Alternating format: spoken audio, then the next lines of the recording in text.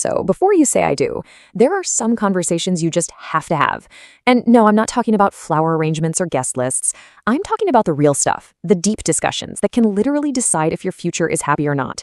Today, we're diving into those essential talks, and we're getting our wisdom straight from Richuthi Diary.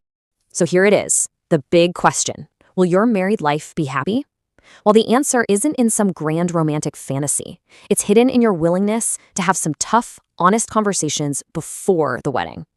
Look, this isn't about creating doubts or problems. It's actually about building a foundation so strong that nothing can shake it. Think of it as preventative care for your relationship. All right, so where do we start?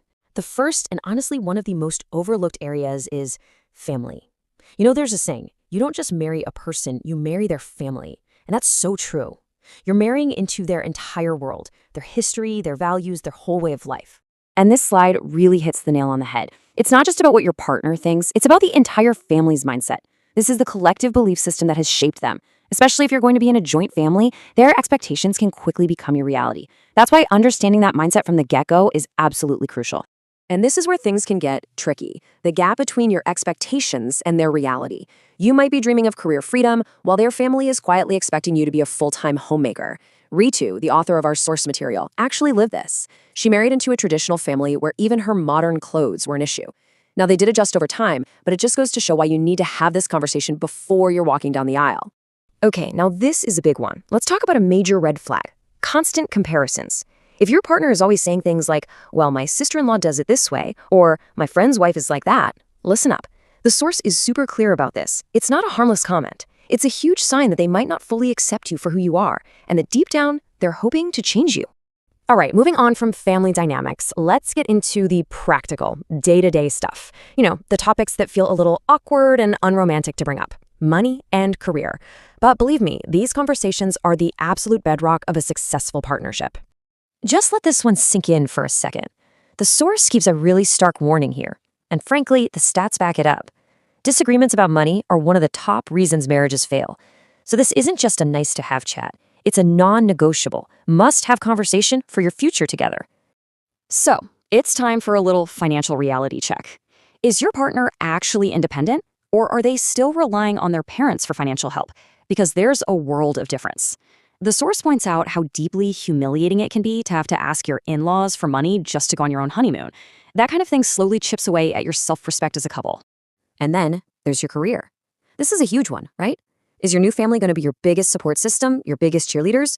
Or do they see your job as something that needs to be juggled around household duties? Answering this question honestly right now could save you years of frustration and resentment later on. You know, it really all boils down to this clash of mindsets. Are you signing up for a set of traditional roles where one person earns and the other manages the home? Or are you building a true partnership? Ritu shares this amazing story. When she was pregnant, her husband completely took over the kitchen. That right there shows the difference. He wasn't just the provider, he was a real partner, sharing the load. So we've covered family and finances, the big external stuff. Now it's time to turn inward and talk about the most personal things of all, your habits, your past, and really the core of who you are as a person. This might be the hardest conversation of all, but it is so, so important. Can you be open about your past relationships? The source is crystal clear about this. Hiding your history is a ticking time bomb. Because if that truth ever comes out from someone else down the line, it can completely shatter the trust you've worked so hard to build. So look, the goal here isn't to list every single detail of your past. It's about making sure you're both on the same page. You need to talk about any serious relationships you've had, define what loyalty actually means to both of you, and understand what their expectations are. You want to walk into this marriage with zero secrets and a real sense of mutual acceptance. And hey, beyond the huge topics, what about the little daily habits? You know, things like smoking or drinking. Richu's husband, for example, is a smoker, but he has the respect to never do it inside their home. So the takeaway here isn't that your partner needs to be perfect. It's about whether you have enough mutual respect to find compromises you can both live with, day in and day out. So after all these conversations about family, about money, about your past, it all comes down to this one single ultimate question. Do they love and accept you exactly as you are right now? Or, deep down, is there a little project in their mind to fix or improve you later? The answer to that question is everything. It is so important to frame this the right way. This whole process, all these questions, it's not an interrogation. It's the exact opposite. It's a construction project. Having these tough, honest conversations isn't about finding fault. It's the highest form of respect you can show for yourself, for your partner, and for the marriage you're trying to build together. And that brings us to our final, thought-provoking question, one you really have to ask yourself. Marriage is always about compromise. We know that.